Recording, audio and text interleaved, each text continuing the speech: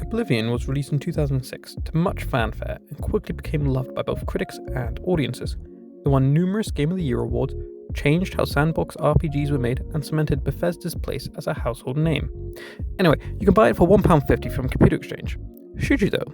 2006 is a long time ago. Daniel Craig had just become James Bond, Pluto was demoted from a planet to a dwarf planet, and North Korea had just started nuclear testing. A mixed year, to be sure.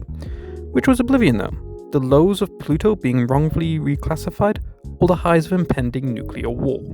Well, it's a bit complicated. You see, Oblivion's charm is also its biggest failure, and that is how janky it is. Characters stare at you unblinking like the creepiest of Tinder dates.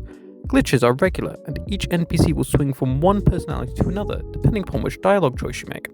I had one character go from angry at me for breaking into their house and stealing all their chicken, to gossiping with me about the local rumours. That makes it oddly compelling. No other game has quite the same feeling as Oblivion when it comes to uncanny valley oddness. The jankiness isn't just reserved for the characters though. The combat too is equally odd. Not bad, but very basic and bland. You swing a sword or fire a bow, cast a spell or whatever, and a daydream for 5 minutes or so until the spongy monster falls down into a playful ragdoll which you can then desecrate. You can't really say much about the combat. It's neither engaging or difficult, more of a chore to get through before the next enemy appears. I am aware that I am sounding quite negative about Oblivion, but I must be honest and say I love this game. I played it for hours on end as a kid and went through a phase of thinking it was the best game I had ever played. How times change. It is still very good, and certainly worth playing. Just not for the combat. No, you should play it for the world. Take An Unexpected Voyage as a perfect example of how off the rails Oblivion can get. You rent a room at a charming little inn called the Bloated Float. Cute name, nice vibes. Only to wake up mid-kidnap on a boat that's literally been hijacked by pirates because the innkeeper made up a rumour about a golden decoration to boost business. Now you're stuck at sea, locked, in a floating pub, being hunted down by a gang with names like Raph and Minx, trying to bluff, sneak or murder your way back to shore. It's part murder mystery, part hostage situation, and part absolute fever dream. You go to sleep after a pint and wake up in Die Hard Maritime Edition. It's peak Oblivion madness, deep and broken in parts, weirdly immersive in others, and somehow both at once. There are many quests similar to this, with plenty of crazy and quirky quests that I would highly recommend going in blind. And in retrospect, I probably shouldn't have spoiled that plotline for you. Anyway, Oblivion has a huge map.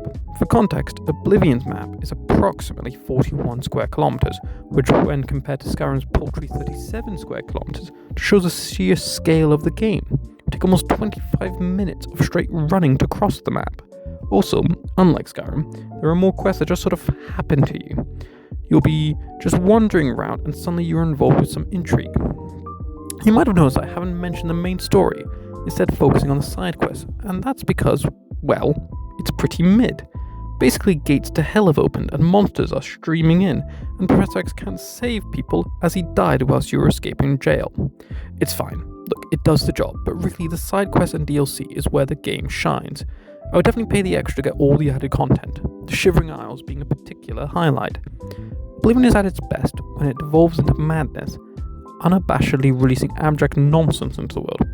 A dead troll under a bridge, or a whodunit where your killer elevates this game from fun to genuinely unique and revolutionary. I get that Morrowind and Skyrim will always be the games that get more attention, but I feel that Oblivion deserves more praise. Morrowind might be better, however that means, and Skyrim might be bigger, but Oblivion is more fun and feels more real due to the nonsense. So, well, how's Oblivion age well? Yes, I guess the graphics are outdated, but if you played it back in the day, that aging is just top shelf nostalgia. And maybe the combat is tiring, but overall it still feels oddly refreshing. The recent remaster has upgraded the graphics, and even comes with a vital horse armor. It is odd though. The improved engine, which makes lip syncing amongst other things better, have, if anything, downgraded the overall experience for me. Is it because of rose-tinted glasses? Yes, obviously yes. I'm aware that I prefer the old version because I played it back when phones flipped. But I can't help it. Some things you just like, and I just like old janky Oblivion. It's not perfect, but it's definitely worth a try. Anyway, thank you for watching this video. Please like, comment, and subscribe.